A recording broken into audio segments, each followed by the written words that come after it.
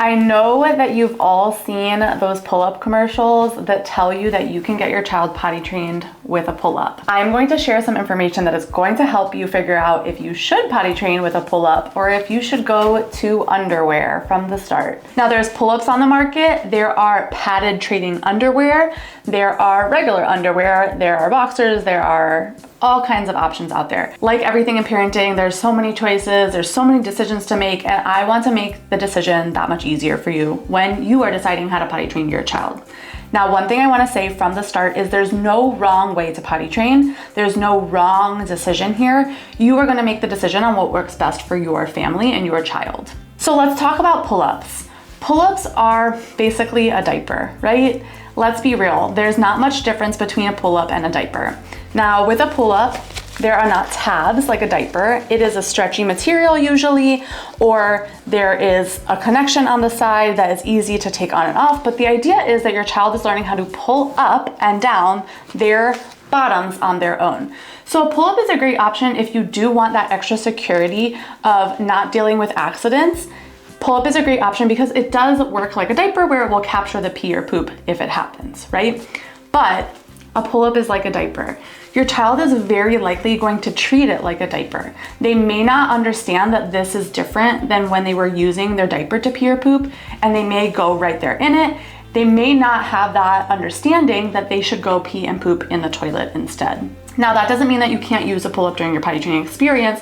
You just want to know that if you are taking an approach with a pull-up, it could take longer for your child to learn that when they have the sensation of needing to pee or poop, that they can go to the potty instead of going in that pull-up. If you do take the route where you aren't using a pull-up from the start, but you do have some instances where you're nervous about dealing with a potty training accident, such as in the car or on the go or at an event, some people will opt to put a pull-up on during those situations.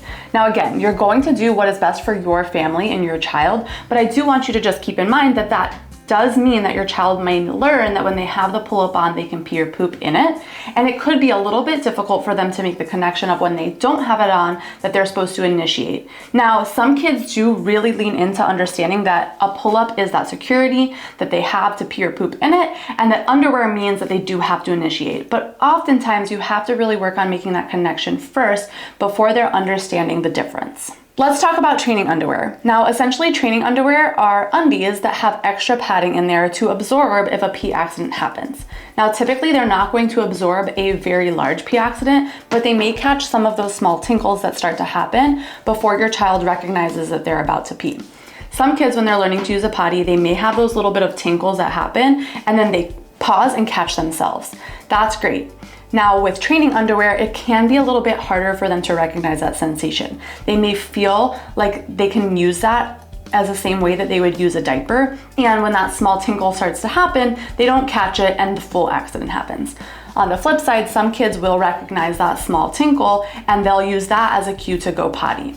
Now, what can be hard when it comes to the training underwear absorbing that little bit of tinkle is you may not be able to notice that that happened, and you can't then help your child make it to the potty. So in underwear, regular underwear, your child may start to have a tinkle and you may be able to see that wet spot and then remind your child that they can go to the potty to finish. Whereas with the training underwear, if you can't see that, that's when you may miss the opportunity to help them have the success. So similar to a pull-up, training underwear can be a good option in certain scenarios, but there's also some potential drawbacks to using training underwear.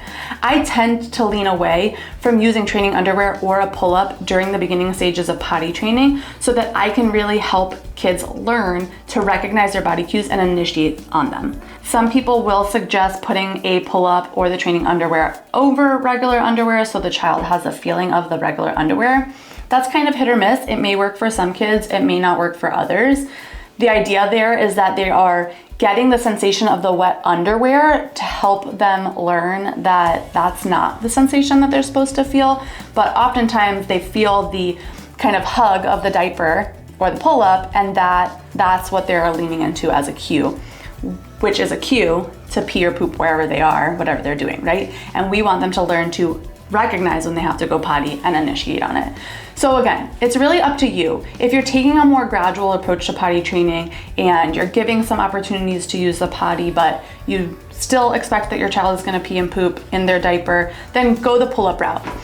If you do want to take a little bit of a quicker approach, then that's where you kind of may want to ditch the pull-up or diaper and not use training underwear so that you can really hone in on teaching them this skill. Now let's talk about underwear, right? A lot of people will ask if they should use underwear from the start. And like we've been talking about, there are other options, but I often recommend starting with your child bottomless, of course, at home in private, so that they can bring extra attention to this feels different than wearing a pull-up. Being bottomless is going to cue them into really thinking about this feels different. I need to pay attention to what's happening so that they start to recognize what those sensations feel like.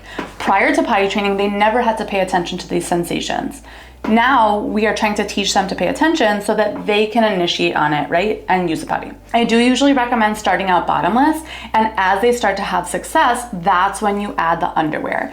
I have seen families that keep their child bottomless for a very long time, and I don't suggest that. I also have seen parents do a bottomless day and then the next day add underwear. I also don't suggest that. It's really based on your child's success. You want to have other strategies in place that are setting your child up for success so that the bottomless phase is limited to a short period of time so that they're learning the skill pretty quickly, and then you can add bottoms on. Now, some kids do have a discomfort with being completely bottomless, or maybe the family is not comfortable doing completely bottomless. That is okay. In that case, you can go straight to bottoms.